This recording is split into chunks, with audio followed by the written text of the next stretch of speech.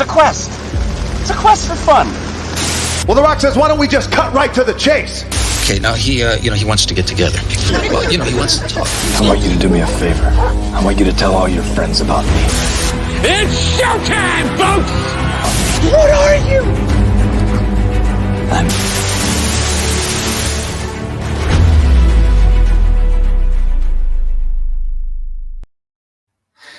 Greetings and salutations, everyone. My name is Ryan of Neuroculture. I want to welcome you to And I Quote, the live weekly show where we bring on a special guest or guests. We find out a little bit more about them and find out what projects they have coming down the line. Our first guest joining us in the studio today is the creator of the iconic television series known as MacGyver that starred Richard Dean Anderson. Mr. Lee Zlotoff is here. Lee, how are you today? I'm great, Ryan. Good to see you. Good to see you too, fine sir. Thank you very much for being with us. And also joining us is someone who has worked with Lee in the past, as well as designed some incredible board games and other games as well. Mr. Eric Kelly is here with us. Eric, how are you? I'm very good. Thanks for having me. And we thank you very much for being with us. Now, for those of you who are watching us live, if you have any questions for our guests during the course of today's program, leave them in the live chat, leave them in the comments section. Our producers are going to be keeping an eye on that as we go throughout the course of the show, and we'll save some time at the end to take your questions. So please keep that in mind as we go along. So to start things off here, Lee, what were some of your favorite books or writers growing up? Whoa, okay. Well, I had a lot of favorites, but I think a fair answer to that question is I went to this very unusual college called St. John's College, which has a campus in both Annapolis, Maryland, and Santa Fe, New Mexico. And you basically, the whole program is reading and discussing the great books of the Western world for 4 years. Everybody takes the same course, and it's really not about becoming a great book scholar. It's really about learning how to speak, how to listen, how to write, and how to think for yourself. But that exposed me to the Iliad and the Odyssey and philosophy. And so I would say that, those kind of books were the ones that most affected me in my growth as a writer and a producer and a creator. So. Absolutely. Absolutely. And when did you, Lee, decide to become a writer yourself?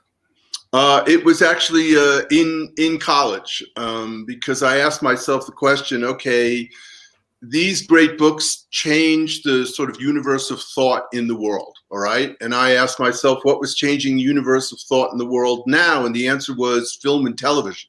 So I decided that it might be interesting to go into film and television and just see what that was all about. And so really it was in college that I had this idea, and I guess I was one of those few people in college who actually ended up doing what they said they were going to do. Most of my classmates, when I would meet them, 10, 15, 20 years later, they went, man, everybody said they were going to do this stuff, but you actually went out and did it. And I said, well, should I apologize? That is true. Sometimes people have one idea when they go into college and they walk out with a completely different idea of what they actually want to do. So you never know what's going to happen when you go through those 4 or so years of college education. You really never know. Now, Lee, what would you say have been some of the biggest rewards of being a writer? Well, so clearly there are the rewards of getting your things produced, published, and the financial rewards. But honestly, the biggest reward of being a writer is that you get to kind of put all of your trauma and pain out there, and rather than being punished for that, you actually get rewarded for that. And not only do you get rewarded for it, but you discover that in putting your own personal trauma, even if the piece you're writing has not necessarily autobiographical in any way, but MacGyver goes through some trauma, or some other character goes through some trauma. That's coming from me on some level. And you discover that you no longer have to carry that trauma around inside you, that it kind of has a life of its own now. So think of it as a book. Okay, that traumatic experience you had, now it's a book. It's a book in your library. You never lose it, but you don't have to carry it on your back all the time anymore. And so the more I write and the more I've written the freer I've become as a human being and as a spirit, because I don't have to carry all that trauma around with me anymore. So that, frankly, was the biggest reward of being a writer. I can totally respect and understand that. Now, on the flip side of things, what would you say have been some of the biggest challenges of being a writer?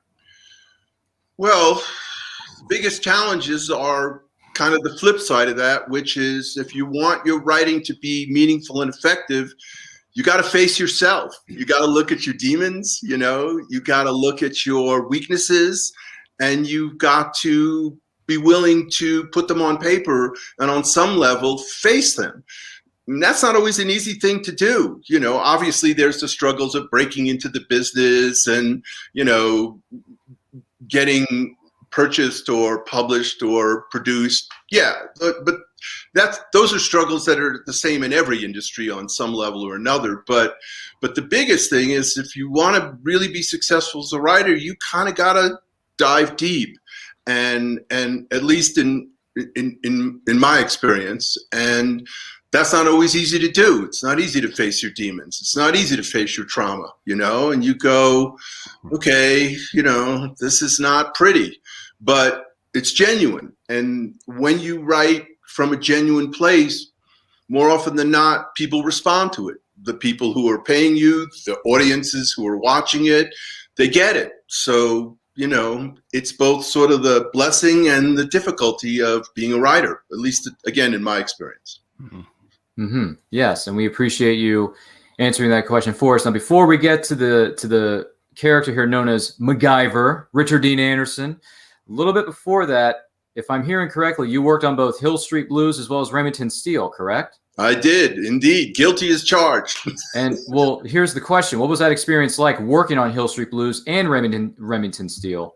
They were very different experiences, but they were both great experiences because, Hill Street Blues was such a cutting edge show at the time. Nobody was doing anything quite like it. And so we were in really sort of uncharted territory. And then on Remington Steele, you were trying to do this, kind of confection of a show. It was kind of supposed to be fun and sexy and, a little thrilling and romantic.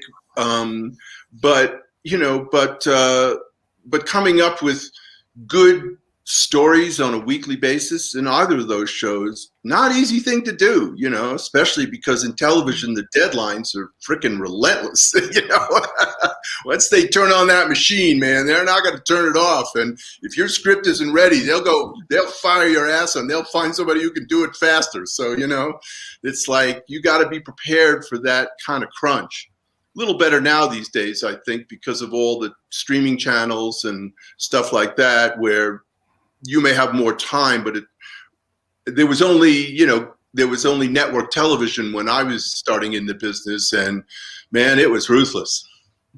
My goodness gracious. That is definitely incredible. Now, during your time, just out of curiosity though, during your time on Remington Steele, did you hear about any of the rumblings about the studios maybe reaching out to Pierce and saying, hey, we want you to be the next James Bond? And what were your conversations like with Pierce Brosnan? Did he ever say to you, hey, I was offered a deal to play 007, but I'm still committed to Remington Steele? Or what were some of those interactions like with Pierce Brosnan, if any? Well, first of all, Pierce Brosnan is a wonderful human being. You work with a lot of actors, obviously, when you're in the entertainment business, and in the best way, they have to be children because they have to be able to access their emotions on a moment's notice, and so consequently, a lot of them needing that particular childlike part of themselves, they behave like children in other ways. They throw tantrums, they refuse to come out of their trailers. They, this dress is brown. I refuse to wear brown. It's like, okay, Pierce Brosnan was a wonderful professional, absolutely delightful to work with, understood what his job was. So even in his childlike abilities as an actor, he was a grown-up. And unfortunately, the way that went down was they canceled the series, and then he was approached to be James Bond. And he said, well, of course I want to be James Bond. Who wouldn't, right? And then they said, oh, but we still have a hold. NBC said, we still have a hold on you. Okay. And he said, yes, but you canceled the series. And it's like, yeah, but we don't want to give up our hold. Maybe we'll change our minds. So he wasn't able to do James Bond. I got to tell you, that killed for like 5 years. No reputable English actor would sign for a television series because of what they did to Pierce Brosnan. They went, you just screwed this guy for no good reason except to flex your frickin' muscles. Okay. And so consequently, you know, obviously as time went on, they went to Timothy Dalton, I think. And then eventually they came back to Pierce Brosnan when he was no longer under a hold. But I know he was very, I mean, we didn't discuss it personally, but I know he was very disappointed because it was a cheap move. I thought it was a cheap move, you know. Yeah, absolutely. That is just insane about how that went down. But then again, you know, when years went by and he was able to actually play the role in 1995's GoldenEye, which, by the way, first Bond film I ever saw in theaters, and I love it to pieces. Pierce, I'm looking at you, man. So great stuff. There's no question about it. Now, you've had all this experience with Hill Street Blues, with Remington Steele, and that leads us to the main event here, if you will. MacGyver. How did you come up with the idea for MacGyver, and what was it like casting Richard Dean Anderson at that time? Okay, so I'll try and keep this brief, but if you go to MacGyver.com, okay, I've written this whole story out because it's kind of involved, and you can go to the About page, or I think that's where it is, and somewhere in there is the whole story. But the short answer was, I was hired by Paramount and Henry Winkler's company to write a pilot, okay, called Hourglass. And they kept saying to me, this has never been done. This has never been done. And I went, great, cool. Make the deal. Go in and sit down with Henry and John Rich, his partner, and all the Paramount execs. And they say, here's the concept. And I listened to this and I asked a couple of questions.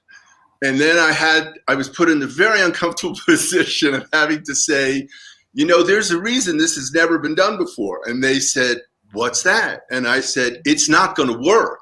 And they went, what? But we already sold it to the network. And I said, hey, listen, you can, I don't have to write it. You go hire another writer, you know, and just telling you, I can write that pilot, but you want a series. This is not going to fly as a series. And they said, well, you're not going anywhere. We already paid you. So you're stuck. You got to come up with a thing that will work. So I came up with one thing, went to the network. Nope. Another thing. Nope. Another thing. Nope. I'm thinking, oh man. I did what any respectable Hollywood writer would do. I called my agent and I whined. And he said, hey, what do you want from me? You're the guy who told him it wouldn't work. And I went, okay, you're right. So I got all my writer friends into a room, okay, locked the door, had every inebriant one could possibly want. And I said, we're not leaving this room until I got a kick-ass idea to get me out of this deal. And they said, what do you got? So I told them everything that I had. And I said, that's why you're here. The network didn't like any of it. I got absolutely nothing, all right? And there was a long pause, and one of my friends, and I don't even remember who it was, said, great, let's go with that. I said, let's go with what? He said, let's go with nothing. I said, what are you talking about? And he said, hey, look, man, James Bond, he gets all those toys from Q at the beginning. Indiana Jones, he's got the hat and the gun and the whip. Our guy, he goes into a situation, he's got nothing. And I thought, that's brilliant. Of course. Because we had now just done exactly what MacGyver ends up doing, which is how do you take nothing and turn it into something? And so we said, great. He goes into a situation. I gave him a Swiss Army knife because my dad gave me a Swiss Army knife when I was like 10. Said, never lose this. Keep it with me to this day. And we went, this guy goes in. He's got nothing. He's got to make it up as he goes along. He's got to figure it out on the fly. He knows chemistry. He knows physics, yada, yada, yada. MacGyver. That's how MacGyver got created. Oh my! And that's goodness. the short version. That's the short version. Yeah, the short version, or sometimes it's known as the Cliff Notes version. That's it. Cliff Notes. So with the casting of the man, the myth, the legend, Richard Dean Anderson, what was that like casting him, and what were your interactions with him like? Oh, so I did not cast Richard Dean Anderson. I wrote the pilot. I was not a producer on the pilot. Sure. I handed it in, and they found Richard Dean Anderson, who was off of, he was on a soap opera, I think, or was coming off a soap opera. And, again, from everything I know, I've met Richard Dean Anderson once or twice. He was a peach to work with, but he had that humility that is really crucial to who the character became, if you know what I mean. So he really took my pilot script and he brought it to life. I did not end up staying with the series. I didn't run the show. Literally all I did was write the pilot, give him the blueprint, and say, vaya con Dios, my friends. And he just brought that character to life, and all the writers and producers and directors and actors, they just turned that show into something that I never expected it would be. It's a global meme now. So to MacGyver is a verb. Go figure. Yep. Yes, that is truly amazing. Now, have you had a chance to watch the original series? And if so, how do you feel it ended? Do you think the original MacGyver ended the right way? Do you think they could have done it better? Maybe it went worse. Do you have any thoughts about that? Listen, my job is to create a show that ideally lasted for 5 seasons. That original show went 7 seasons plus 2 TV movies. Okay, plus it spawned this global meme. So the specifics of how it ended are kind of immaterial in the long run, because it just landed with the people of the world in a way that none of us, I think, really anticipated. And certainly I didn't anticipate that when it got canceled, both Paramount and I would discover that they had dropped the ball and I owned all the rights. So, that doesn't happen a lot in Hollywood. That is very true. That is very true. Now, we keep saying how MacGyver's been in the lexicon. People have been referencing it or dropping hints about it. I mean, I remember growing up, one of the movies I remember watching was Don't Tell Mom the Babysitter's Dead with Christina Applegate, and one of the kids in that movie specifically says, "Well, that's because it just happened, so you can't really tell, like a MacGyver." And I'm like, my goodness, I remember watching reruns of MacGyver as during that point in time. I loved that. So you had that, and then obviously the spoof came about with MacGruber. Then you have the rebooted series that CBS is currently doing right now with Lucas Till. Just out of curiosity, any thoughts on MacGruber or the rebooted series?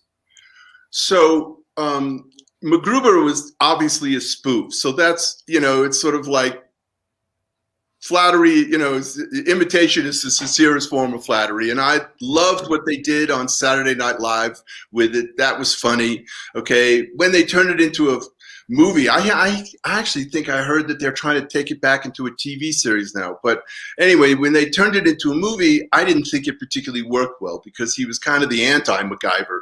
He was foul-mouthed, he was stupid, he was selfish, and people just, they just didn't show up in droves, because it's one thing to have fun with something people love. It's another thing to piss on it. Okay.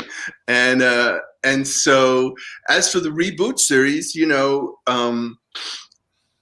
I thought they could have done a little more with it. Unfortunately, it's run 5 seasons, which is great. I don't think it's being renewed next year. Basically, I felt what they did was they kind of took the CBS action model and just sort of plugged MacGyver into it. But Lucas Till and the others, they've done a great job. And, it keeps the show and the concept of the character alive. But the biggest one to be thanked for that, by the way, is Matt Groening, because on The Simpsons, Lisa was a phenomenal MacGyver fan. In fact, then they had their 2 aunts who were complete MacGyver fanatics who kidnapped Richard Dean Anderson in one of the episodes. So if I ever meet Matt Groening, I will kneel before him and say thank you, because you did more to keep MacGyver out there than anybody else I know. So there you go. Oh my goodness. Now I got to go back and watch that episode of where they kidnapped Richard Dean Anderson now.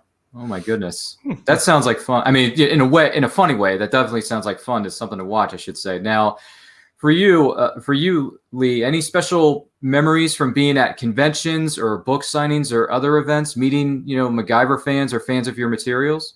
Yeah. So I would say, I mean, so I've written, Eric and I wrote this new fiction series based on the original series, not the reboot series.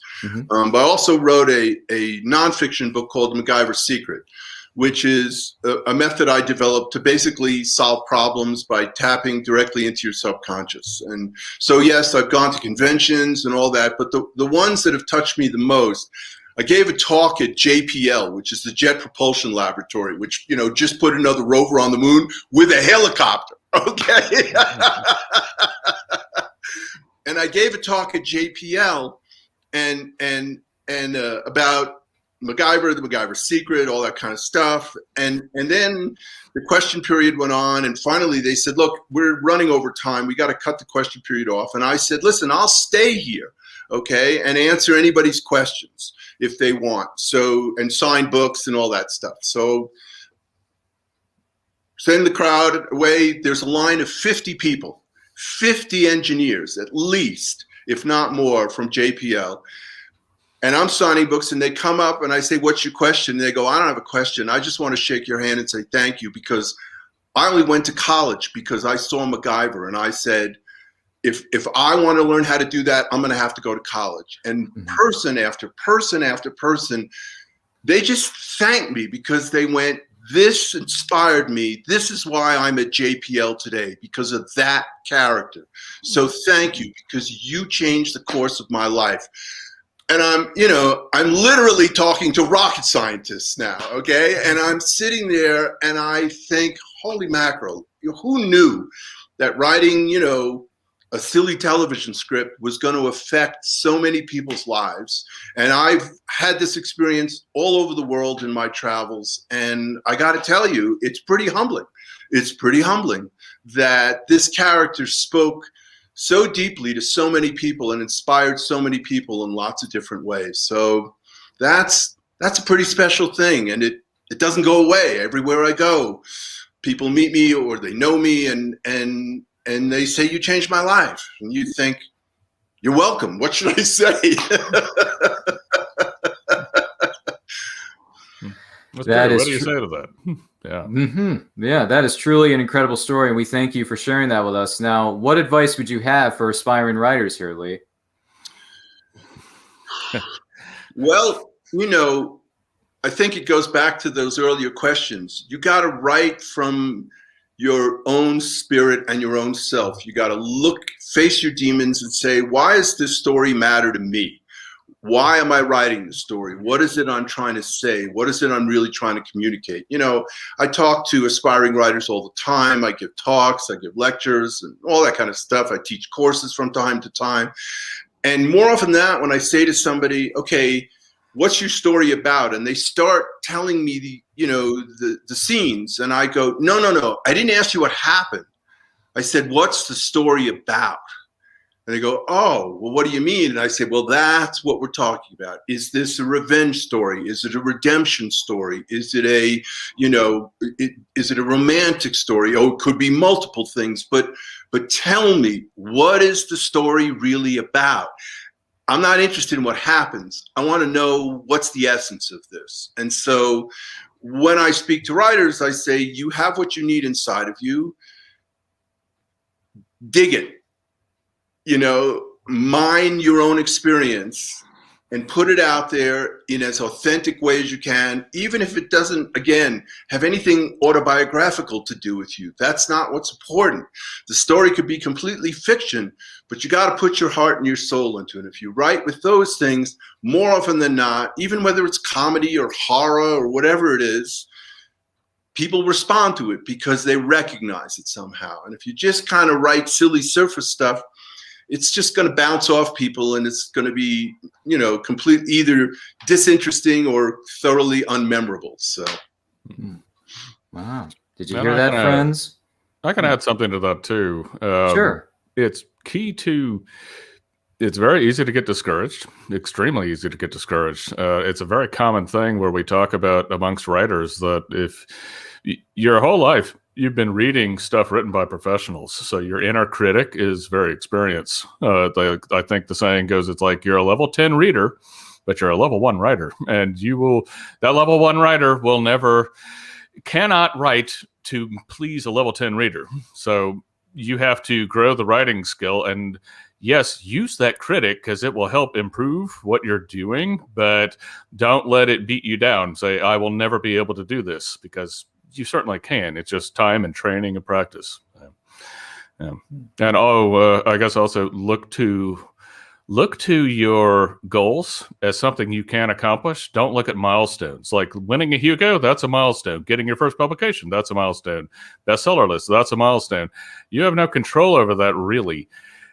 You have control over writing the next scene. You have control over writing the next book. You have control over building your world. You've got control over all those things. Those things you can do.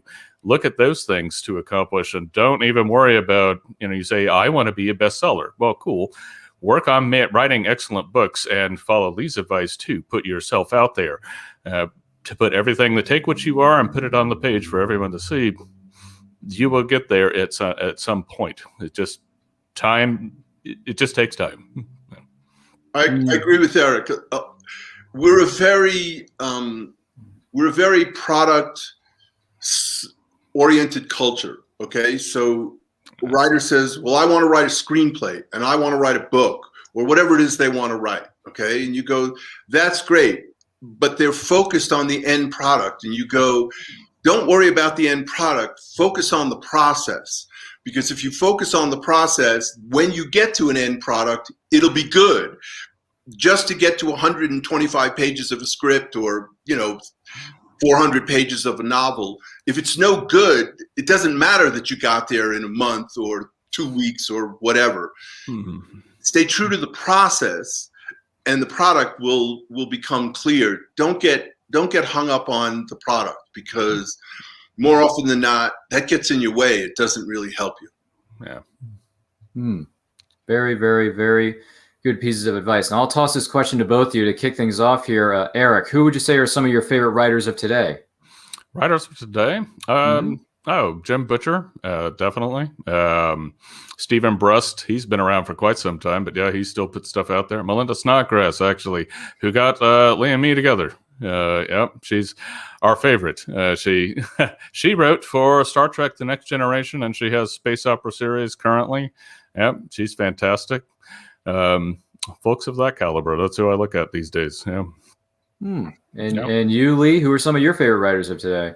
Boy, that's a tough one. I read so many different kinds of books. I don't read obviously just fiction, but I would certainly echo a lot of the authors that Eric has mentioned. But I read a fair amount of science texts and philosophy texts, because I find that having a very broad sort of scope of things that I absorb really serves me as a creator, rather than just reading sort of fiction.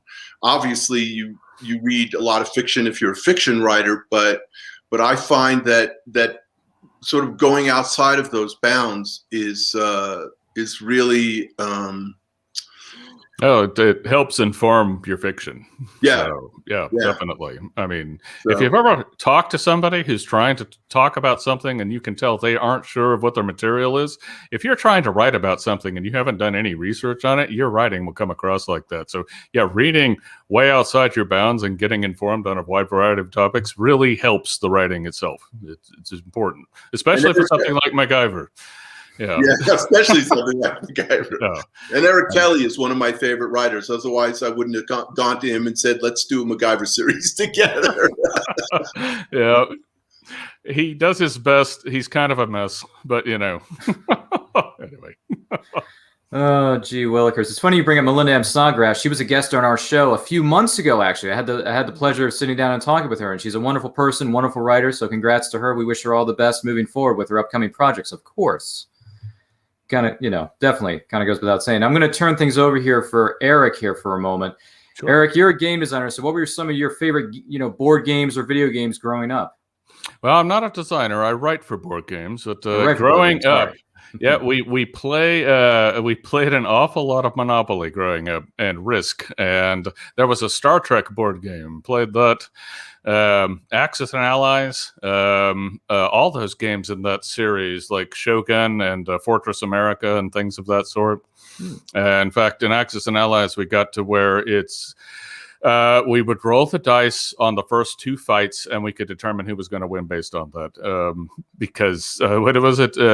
You have to take over. Germany has to be in England, and Japan has to be in the Western United States. All that has to happen by turn 3, or Axis loses. That's it. So, yeah, we played that a bit, just a little bit. Yeah. Oh, goodness. That started the whole gaming life, basically. Yeah. Yeah. And what would you say are some of your favorite games of today? You know, some that you may have written or some that you may have seen other people write for. Oh, favorite games written? Mostly, though, that's video games. It's hard to do a narrative board game. My company is doing one now. It's called Trudvang. We did a Kickstarter on it about a year ago. It did extremely well. That'll be coming out soon. Games to write. Some of my favorite written games would be the old BioWare games. I'm going to switch to video games. Sorry on that. Okay. I am more of a video game guy these days, strangely. So. But yeah, BioWare games like the old Baldur's Gate, Jade Empire, of course, Mass Effect 1 and 2, and then 3, right up until the last 5 minutes, and you just forget those ever happened. That kind of thing. Yeah, they messed it up. Well, I could take the rest of the interview talking about that, so I'll leave that alone. But yeah, those are mostly anything with a really good interactive narrative to it. Like, look at Skyrim. Skyrim is very episodic in how it does its things. You can be the Archmage of Winterhold, and the guy in Windhelm doesn't know that. You know, the guy in Whiterun, he says, hey, you know, if you have the aptitude, you could join Mage's College in Winterhold. It's like, I'm wearing the vest. I got the robes on, guy. I am the Archmage.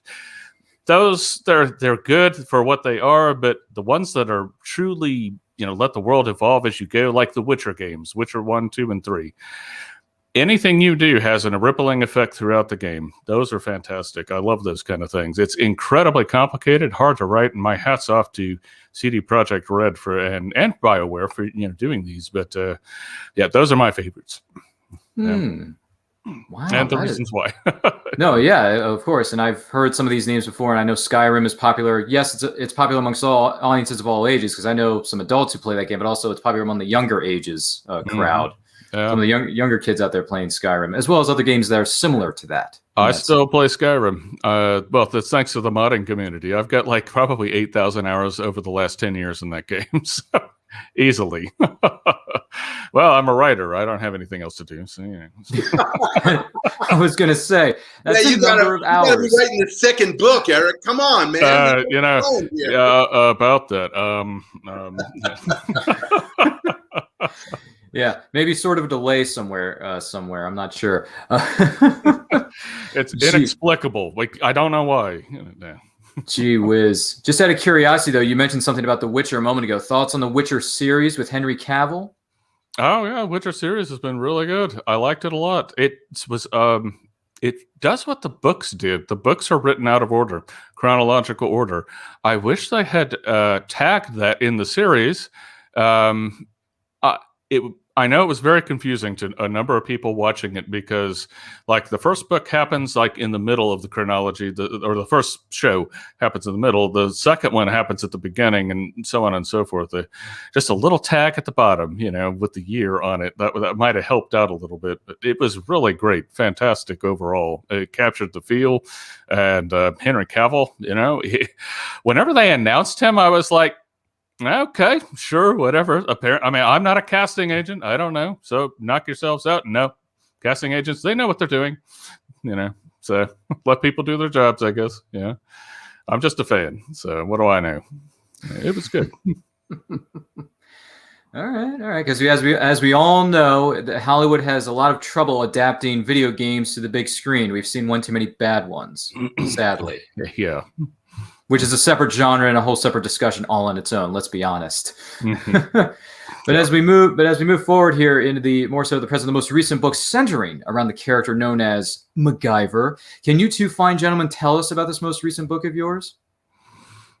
Sure. So we realized with the reboot series, which kind of left a lot of the original MacGyver fans dissatisfied. Part of it was, again, CBS deciding to kind of jettison all the history that had been created in the first series and just sort of pretend that none of that history existed.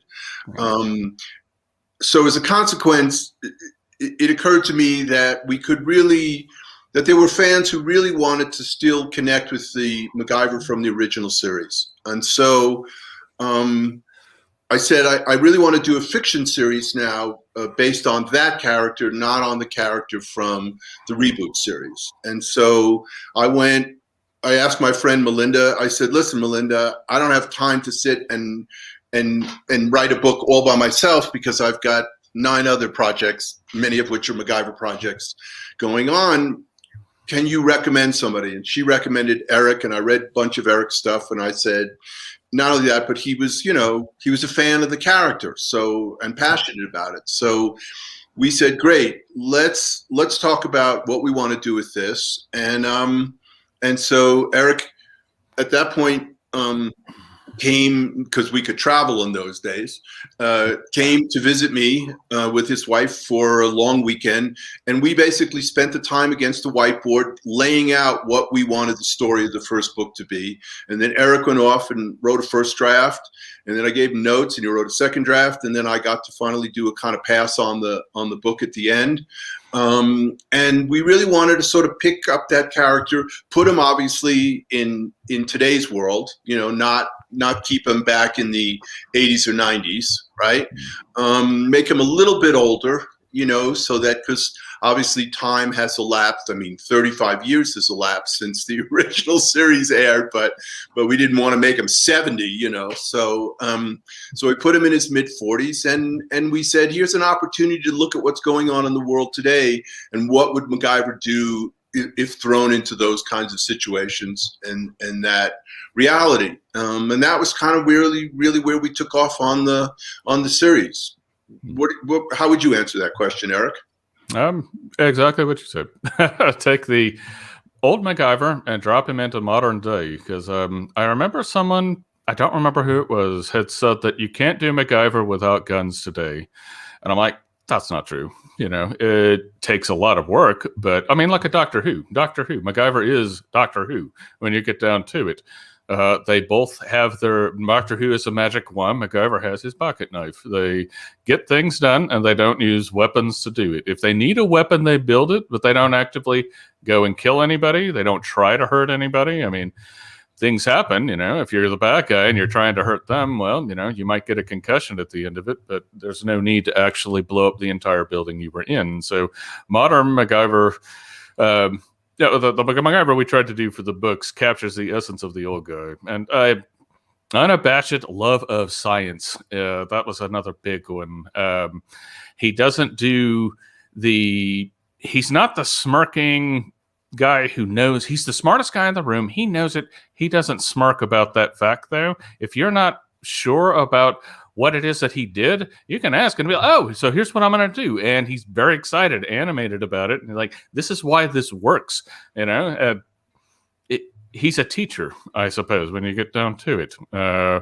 He's a scientist and a teacher who happens to who goes on adventures to help people who can't help themselves. That's MacGyver for you. And we wanted to do that with this. And I hope we succeeded. It seems like it.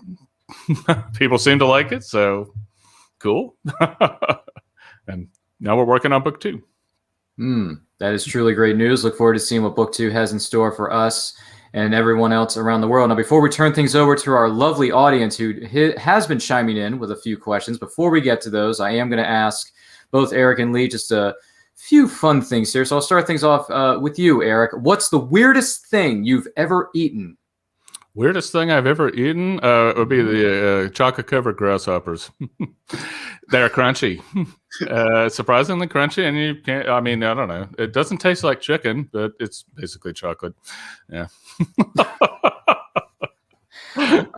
So Lee, same question. What's the weirdest thing you've ever eaten? What's the weirdest thing I've ever eaten? Yep. Well, I would say it would be uni, which is in Japanese restaurants, it's a sea urchin.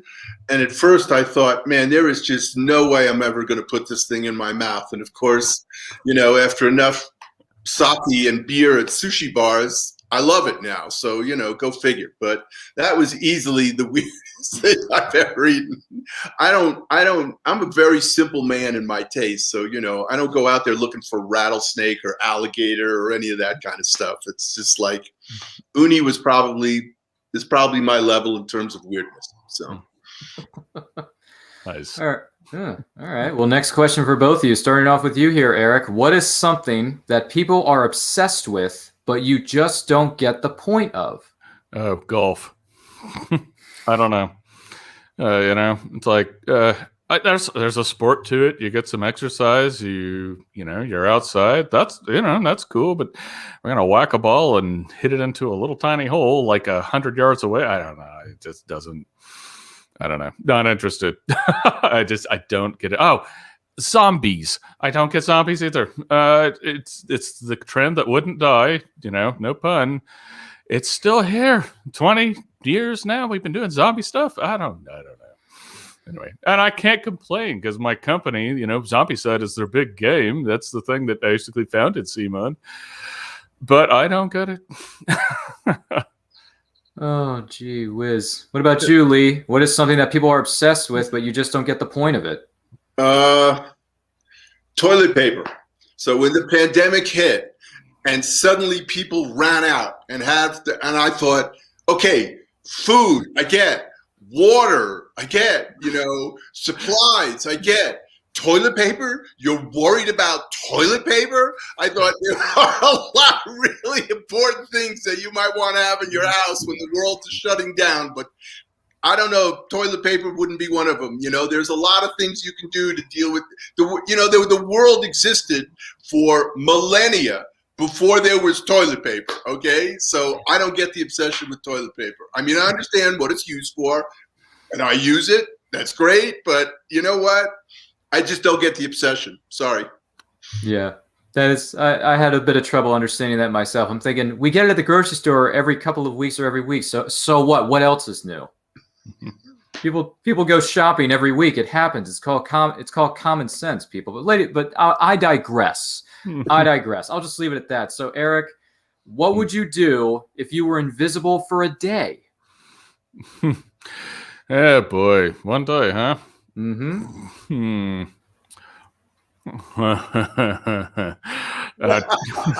Oh boy. Go get dirt on a lot of politicians I don't like. I don't know. Oh, you asked. There you go. Oh, no, you're right. I'm the one who opened the door. You walked right through it. Gee whiz. What about you, Lee? What would you do if you were invisible for a day? What would I do if I were invisible for a day? Yep, one day. Wow. I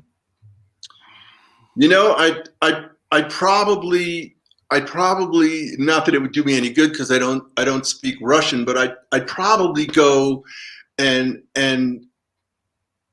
watch what Putin does and thinks because to me this guy is just off the charts in terms of how willing he is to tear civilization down in the name of his own power. Okay. And so if I were invisible for a day, I don't know that I would take any, aggressive action, but it's like, what goes through this guy's head? Because, attacking our elections, really attacking the foundation of civilization, thinking that it's really in his interest to sort of tear the civilization down, pit people against each other, and make the world a more difficult place to survive in, and it's already difficult enough to survive in. So there you go. It's like, how do you write this guy? You know, I mean, Yeah, you write this guy. I know. It's like, well, I'll say every good villain believes what they're doing is for the greater good in some way, unless they're just a raw, pure psychopath. If they're absolutely, completely insane. But a guy like this, I don't know. I don't think he cares about even his own people, because, you know, Russia is, as a country, their people are still struggling. There's still, you know, there's food and jobs, and, you know, you could just go down the list. And it's like, if he was doing these things for the benefit of his countrymen, that would be one thing. But I don't think he gives a flying whatever about his countrymen. I think it's all about power. And it's like, okay. Yep. Anyway, there you go. There you go. No, that's understandable. We appreciate you answering those questions. We're going to turn things over to our friendly neighborhood audience. They have been wonderful throughout the course of the show. And for those of you who are watching us, thank you so much for doing so. We appreciate it. So Matthew Kearns asks, and I'm not sure if you could answer this, either one of you, but he's curious. Was Richard Dean Anderson the first choice to play the part of MacGyver? From Matthew Kearns. Any thoughts? Again, I wasn't personally involved in the casting, so I don't know if they went out to somebody else and then came to Richard Dean Anderson, or he was their first choice. So you would, you know, Henry Winkler, if you ever get to do an interview with Henry Winkler, he could probably answer that question because he was in the room. I wasn't in the room. All right. Fair enough. And Terry MacGyver says, "Hey, y'all, thanks to the TV series MacGyver, my name is forever spelt wrong." Okay, Terry, you're welcome. Because you know, I don't know specifically why I chose that spelling. It just looked right to me. There are many spellings of the name, as yours is MacIvor, MacGuyver, but it turned out actually to be a really good thing, because on this first book of the series, Eric and I went in and did a lot of research, and it turns out, as far as we know, there is even no one in Scotland who has the spelling of MacGyver the way we do. So no one can come out of the woodwork and say, "You stole my family's name." So great. There you go. Complete accident. I apologize that you feel your name is being spelled wrong forever, but then again, everybody calls you MacGyver. That can't be a bad thing now, can it? I would hope not. And Matthew Kearns goes on to more so this is a question, excuse me. Matthew Kearns says, "I have to ask, throughout the series, Jack Dalton always seems to make more and more trouble for Mac, so why does he keep working with him?" Well, you know, because he was an entertaining character, and because after a while, you know, they really wanted a foil for MacGyver as opposed to him always having to be entirely on his own. So, you know, and foils are good for sort of dragging you into drama and adventure. So, of course, he made trouble for him, because at the end of the day, whether it's comedy or drama, you need conflict, okay? So they created a character that helped create conflict. That's why he was there. If everything was going to be easy, I mean, if everything worked perfectly, you know, you'd sit there and you'd say, this is boring. So conflict is the essence of both comedy and drama. And so Jack Dalton was there to just make conflict. And they deliberately created him to be his friend, his best friend, you know, because Jack, as much of a mess as he could be, was always there for MacGyver. Anytime Mac needed anything, you know, I mean, Jack may not help the way MacGyver might want, but he'll be there, you know. He'll be there to do his best. And to MacGyver, that means a lot. So. Definitely makes sense. And this is more so of a comment from our friend Willow Schuyler of the Great White North. She says, "Mr. Zlotoff, I have to thank you for starting off my lifetime obsession for cop shows and procedurals." Okay, I assume we're talking either about Hill Street Blues or Remington Steele. Those were MacGyver wouldn't necessarily be considered a procedural, because you never knew what he was going to do or where he was going to go or what he was going to come up with. But you're welcome. So there you go. Yep, you're getting a lot of love and thanks for all the things you've done over the years. Matthew Kearns says MacGyver is quite possibly my favorite TV character of all time, so thank you for creating him. Well, Matthew, you know, as I said, it turned out to be a beautiful thing for a lot of people in a lot of different ways. And I'm talking all over the world because I have traveled the world and they know this character and they love this character and it has affected many people's lives. I've literally had people say to me, I was on the verge of contemplating suicide. And I thought to myself, you know, if MacGyver could get out of this situation, I can get out of this situation. And obviously years later, they told me this. And to think that one has created a character that has literally helped people get over the moment of thinking their life is so bad that they need to end it. I guess all I could say is, I guess that's a kind of blessing. And I feel really blessed that that has been there for people who needed it when they needed it. So again, you're welcome, but really the thanks are mine because I didn't turn MacGyver into a global meme. I didn't turn MacGyver into a verb. All of you out there who watched him and loved him, you did that, okay? So thank you. There you go. There you go, ladies and gentlemen. And this one also comes from Willow, and this is more talking about the game side of things. Willow says, my husband is an avid Axis and Allies gamer. He would love to have a worthy adversary to play with. There you go. Oh, I see. There you go. Sharpen those fingers, dude. Yeah, I have to dust off the old set there. Yeah. When pandemic time is over, hey, find yourself in Dallas. There we go. You pick Axis or Allies, your choice. You know what you got to do. You know what you got to do. If you're not in England by turn 3, it's over. Oh, jeez. And this one comes from Amanda Ellifrit. She asks, do you think there's a possibility to do a special where both versions of the character known as MacGyver meet and have to work together? Listen, Don't know if that's up to us. Anything is possible, but I think that's going to be, I think that's a stretch.